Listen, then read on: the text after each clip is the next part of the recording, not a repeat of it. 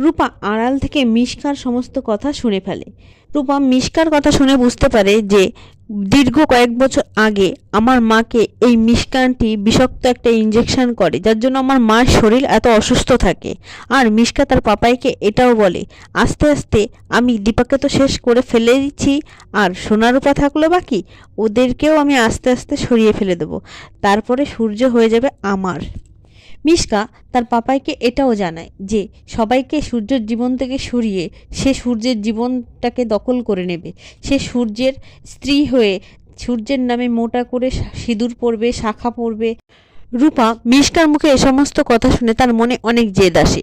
আর সে মনে মনে ভাবলো, এই পচা আন্টির জন্যই আমার মা বাবা দুজন দুজনের থেকে আলাদা হয়ে গেছে, আমরা দুই বোন আলাদা হয়ে গেছি, আমাদের পরিবারটা ভেঙে গেছে, কিন্তু এই মিশকা আন্টিকে আমি ছাড়বো না, আমি এর প্রতিশোধ নেবই, আমার মায়ের হওয়া অন্যায়ের প্রতিশোধ আমি নেব। রূপা যখন সমস্ত কথা শুনে ফেলে এবং নিচে আসে, তখন সূর্যের কাকিয়ার সাথে রূপার ধাক্কা লাগে।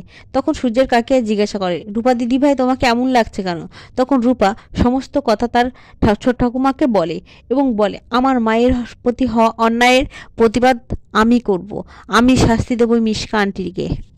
অন্যদিকে দেখা যায় সূর্য তার মেয়ে রূপা সেনগুপ্ত বাড়িতে ফিরে আসায় খুবই খুশি, তাই একটা পার্টির আয়োজন করে এবং সে এটাও জানায় যে সেই অনুষ্ঠানে আমি দীপাকে এবং অর্জুনকে আর দীপার পুরো ফ্যামিলিকে আমি ইনভাইট করব।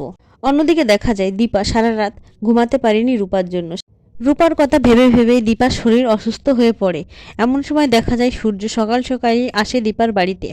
দীপার জন্য একটা ফুলের তোড়া নিয়ে আসে আর দীপাকে দিতে যায়, বলে, দীপা এই নাও তোমার জন্য। দীপা বুঝতে পারে না ডাক্তারবাবু এত সকালে ফুল নিয়ে কেন এসেছে। আর ডাক্তারবাবুকে আসতে দেখেই দীপা জিজ্ঞাসা করে, আমার রূপা কোথায়, আমার রূপাকে আনোনি? তো বন্ধুরা, রূপা কি পারবে সমস্ত সত্য ঘটনা জেনে মিশকাকে শাস্তি দিয়ে সেনগুপ্ত বাড়ি থেকে তাড়িয়ে দিতে? পারবে কি রূপা সবকিছু আগের মতো করে দিতে? জানতে হলে অবশ্যই আমার চ্যানেলটি সাবস্ক্রাইব করে আমার পাশে থাকবেন। ধন্যবাদ বন্ধুরা।